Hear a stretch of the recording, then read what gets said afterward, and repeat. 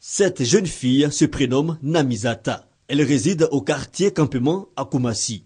Âgée d'une vingtaine d'années, elle a 7 frères, dont 3 comme elle sont albinos. Pour cette jeune fille, que d'ennui et d'humiliation du fait de la couleur de sa peau. Au marché, il y en a qui te regardent avec, je sais pas, avec méfiance, d'autres avec peur. Bon, c'est pourquoi souvent j'aime pas aller au marché à cause du regard, tout ça. Donc, j'aime pas beaucoup fréquenter les endroits comme ça. Donc, je suis tout le temps à la maison. Nombreux sont ces albinos victimes d'exclusion en raison de la couleur blanchâtre de leur peau. Monter dans un bus ou aller dans les lieux publics, des obstacles qu'ils surmontent chaque jour.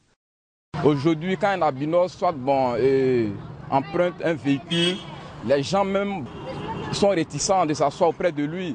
Même que ça soit dans les supermarchés. On peut te voir quel que soit même ton rang social, la personne se met à cracher. Et ça frustre quoi, ça frustre. L'albinisme est une maladie génétique incurable due à l'absence de mélanine, cette substance qui détermine la couleur du teint, des poils et des yeux. Dans leur organisme, dans la peau, il n'y a pas de mélanine. Et cette absence fait que ces personnes-là vont avoir la peau très blanche, plus blanche que pour les blancs même. Les yeux noirs, eux, ils n'auront pas les yeux noirs, ce sera blanc. Les cheveux, tout est blanc. Les albinos sont également confrontés à des ennuis médicaux. Leur premier ennemi, le soleil. Quand ils s'exposent au soleil, ils vont avoir la peau qui est plus sèche, qui va se craqueler. La peau vieillit vite.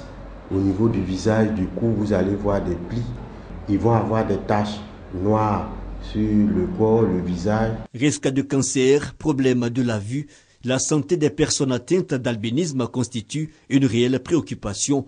Au CHU de Trècheville, en dermatologie, chaque jour que Dieu fait, il y a des albinos qui viennent avec des lésions cutanées, des cancers de la peau. 97% des albinos vivent avec une myopie, je dirais souvent incorrigible. Et de nombreux enfants albinos abandonnent les études à cause des problèmes d'acuité visuelle. Naître albinos, une source de malheur dans quelques contrées d'Afrique.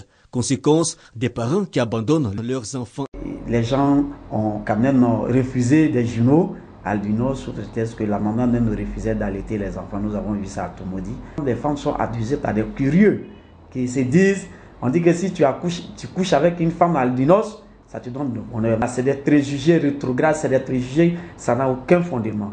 L'albinos n'est pas un génie, ce n'est pas un porté malheur. L'intégration des albinos s'avère donc difficile. Discrimination et préjugés rythment leur quotidien. Tu veux aller quelque part ou pouvoir aller te débrouiller, on te refuse puisque tu es albinos. On ne te donne pas l'opportunité d'essayer même. Quand tu viens te présenter déjà en tant qu'un albinos, c'est fini. On a déjà des idées arrêtées, donc personne ne veut t'offrir quelque chose. L'éducation et la sensibilisation sont donc nécessaires. Tout œuvre de Dieu est appelé à être accepté par tout le monde. Ils ont besoin d'amour comme nous. On doit les accepter dans la société.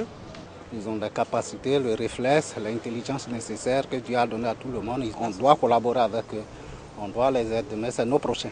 Les écrivains, les chanteurs, que les gens se mettent avec nous pour mener le combat, pour qu'on dise en 2020, 0% de stigmatisation. La stigmatisation des personnes atteintes d'albinisme, une réalité. Ils sont plus de 4000 albinos recensés en Côte d'Ivoire, selon le dernier rapport des Nations Unies en 2010.